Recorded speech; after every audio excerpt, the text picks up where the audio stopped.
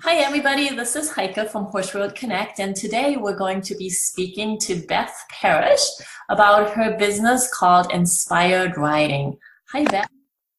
Hi, Heike. Nice to be here. Yes, good to have you. We had some technical difficulties and I'm glad we all worked it out. So tell us a little bit about your background with horses and then also how Inspired Riding came to be. Well, sure. I started taking riding lessons when I was 8 years old, and I was the typical horse crazy girl. And I did continual lessons on Long Island in New York, all the way from age 8 through college. And then when I graduated, I decided to explore teaching. And I actually got a degree in international studies and was considering working for the UN. And I thought, well, why don't I just take a summer off? And oh, look, they're looking for riding instructors at a summer camp up in Maine. So it was just on a whim. I did it. And then next thing you know, I went from teaching beginners the first few weeks. By the end of the summer, I was helping out jumping students, and I was hooked. And I knew this was my calling. I need to be teaching. So I went ahead and actually got a job in New York City at the Chelsea Piers Equestrian Center. And there were about 10 other instructors. And if you can imagine, it was like a Grand Central Station in an arena. So we had this huge indoor arena right there on the Chelsea Piers. There were like 40 horses and like 10 lessons going on at once. So I was teaching a lot of the beginners, so we couldn't really do lunge lessons with that much traffic. So I was in great shape running with the kids, teaching them how to post the trot and everything. So I had a blast with that. Then I got too cold. So I moved to California, went ahead and established a riding school there after being someone's assistant. And I was in California about 8 or 9 years, where I met my husband from Texas. And we ended up moving to Texas. And that's actually the place where I started to think about creating a really solid foundation of how I'd like to teach. So that's where Inspired Riding showed up. I decided I wanted to encourage all of my students to tap into their intuition. So I thought Inspired Riding is pretty much what I've been doing as a child without even realizing, where I'm just basically streaming in ideas of what I should be doing with the horse in the moment. So I decided I should just go ahead and, use my gifts and teach people how to do that too. Excellent. Wow, really interesting. So do you still live in California? No, actually, we moved from California. We moved to Texas, and we were there 8 or 9 years. And then we just recently moved to the Atlanta, Georgia area, because my husband's in the film industry, and it's like the new Hollywood out here. So we just decided to come out this way and finally got our own home. We've got a little over 4 acres, and now we have 3 horses. So I'm super grateful. Yay, congratulations and welcome to the East Coast. Thank you much. So tell us a little bit more about Inspired Riding and the type of horse people that you teach right now or that you want to teach, that you want to get in touch with. I would love to get in touch with any rider, whether they're beginners or advanced, that are looking for a new way of working with their horses in their riding lessons. Typically, you have a riding lesson, the instructor might not have time to get into deeper concepts, and I'm all about teaching self-awareness as a human so you can be your best self before you even approach the horse. So I teach online courses where you actually learn how to be more present, be clear, be balanced, be more patient, all within yourself, and then you can translate that to your riding. So this is really different. So it's not just the average riding lesson that you think about. You go out there and you ride around on a horse for, 30, 45 minutes. This is actually a real, like a coaching, deep level instruction. So you get the online coaching and you get the in-hand coaching, so to speak. Is that correct? Yes, so I've been teaching in person for many years, and I will do some private coaching here with my horses. But this is mainly to reach people all over the world who need more support and might not get that from their regular riding lessons. So okay. I could actually enhance their riding, and then they can surprise their instructor with some new insights. Oh, okay, that makes sense. So then do you also allow people to send videos of their challenges, their most pressing problem to you so that you assess it by yourself or with that person?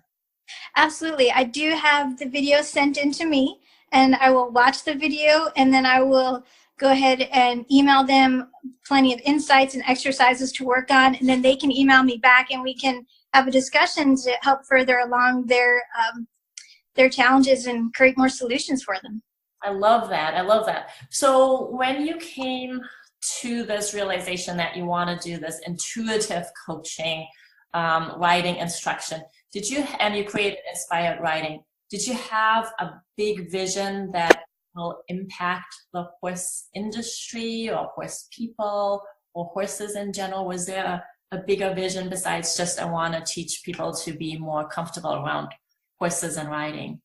Yes, my big vision is to encourage people to understand how powerful they are. I really truly believe that horses want to send us the message that we are magnificent.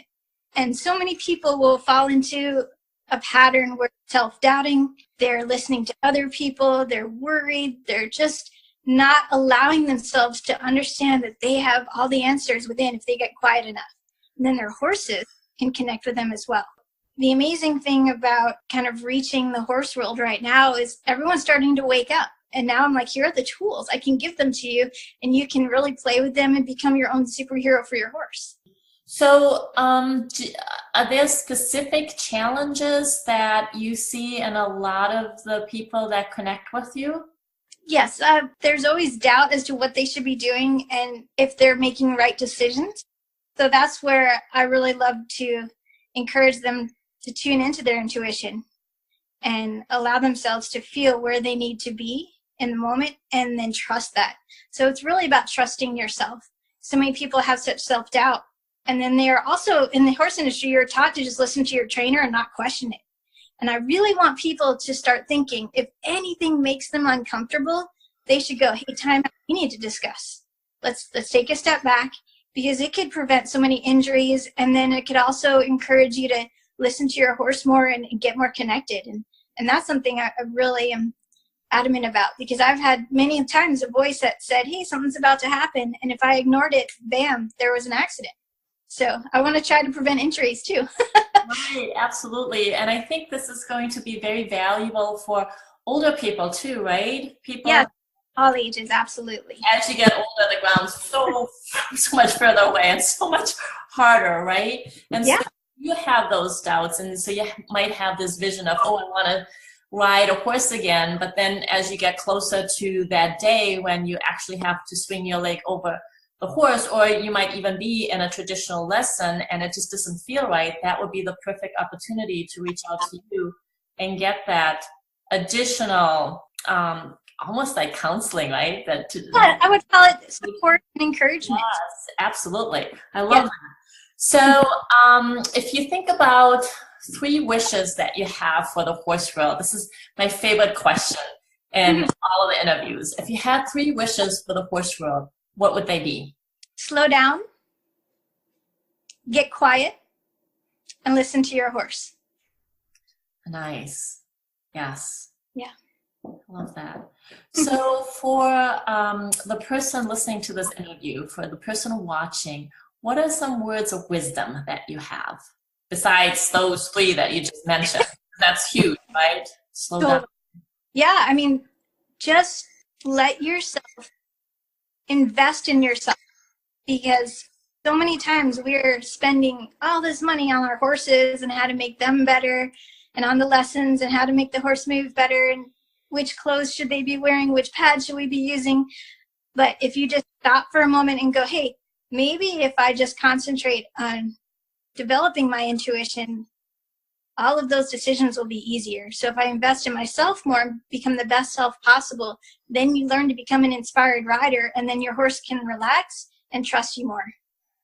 I love that. I love that. So I'm just putting myself into the shoes of a timid rider, right? Somebody who's not timid in the beginning, and they were really courageous to pick up riding, because horses can be scary, right? Totally. So they've done some traditional lessons, and now they've become fearful or timid, and maybe they're even timid about reaching out to you. So what's the easiest and gentlest way to reach out to you so that that person doesn't look like a fool to themselves, or, what's a gentle way to reach out to you? Oh, just please send me an email. Say, hey, this is where I'm at. I love chatting with people. I love helping them. I feel like I want to hug the horse world all the time. It's just like, it's okay. We got you. I mean, I've been there. I had to work through my own fears. Even had a friend who's a hypnotist help me design an MP3 to help encourage more confidence as a rider. And that's available on my website as well. But basically, there is nothing wrong with taking your time and going as slow as possible. I remember I had a student who was terrified of her horse, and we would do maybe 5 or 6 lessons in a row where we'd stand at the mounting block. She would get on. 30 seconds later, she would get off. Maybe the next lesson, she'd get on for 45 seconds and then get off. And you just have to go as slow as you need to go. And that's really okay. And you just have to accept where you are in the moment. And don't let anybody else tell you otherwise. So that's where I want to make sure that people feel powerful enough to, go that slowly and be okay with that. Yep, that's beautiful, because it's not just about riding, right? It's about being with the horse and creating that connection and overcoming fears. They can sense that. And so just standing on the mounting block until you can get on the horse. And even if you don't that day, right, it's okay. Just being with the horse and moving closer to that eventual goal that you might have. That's so beautiful. I love that. So I know we're a little bit limited with the time, but tell us a little bit more about all of the different services that you have on your website, because you also have some free stuff on there, I believe. Absolutely. Well, I called my appetizer. You can start with the free mini course, and it's principally 5 big tips on what to do before you even get on your horse, and it creates more of a heart-to-heart connection, because you will establish a powerful bond just by slowing down and using these 5 tips before you ride. And then your horse is going to look at you like, oh, you really are paying attention to me. This is cool. And then once you get that, I have what I call the baby carrot courses. So it's principally Inspired Riding 101. So it gives you like a taste of my big course. It'll give you a good sense of how to get present and connected to your heart center. And then the next baby course is called Release Stress 101. Who doesn't need that? I mean, right. I have a lot of fun tips for that. And the more you can release stress, of course, the more your horse can release stress. And it's just a simple matter of going, you do that before you ride. Hopefully your horse will mimic it, and then they'll know you're tuning in more. So those are the 3 little ones. And then my big discovery course is a 21-lesson multimedia course that is also connected to a private Facebook group. So everyone who jumps in can get support from other members as well as me. I'm on Facebook all the time. So people can send in questions and feedback, and we can always chat and encourage each other. So I would love to create a huge community where people are enjoying becoming inspired riders. That is beautiful. I just love it. I love it. I love it. I love it. I hope that a lot of people watch this, and that a lot of people are encouraged to feel brave enough to reach out to you, right? And to realize that it's okay to slow down, want to ride along the beach, canoeing into the sunset. It's just about being present in the moment, even if it's just grooming your horse or just standing next to the horse. So yes. I love that. I love that. I love that. Is there anything else that you want to add that we didn't talk about to the person who's listening? Anything else that comes to mind? Remember to honor your feelings. I think a lot of times there's that old adage, like, leave your feelings at the barn and just, trudge on, soldier on. But I think the horse will appreciate if you even just whisper to them out loud, hey, this is how I'm feeling today. And then they can just know. That way your entire being will become more clear on the outside, and it'll match what you're feeling inside. And so that'll take away the static, and your horse will know really where you are. Perfect. I love that. Thank you so much, Beth. Thank you for this interview. Thank you. I wish you the best of luck with Inspired Riding. I think everybody should know about it, and let's see if we can get the word out about it. Beautiful. Thank you so much, Heike.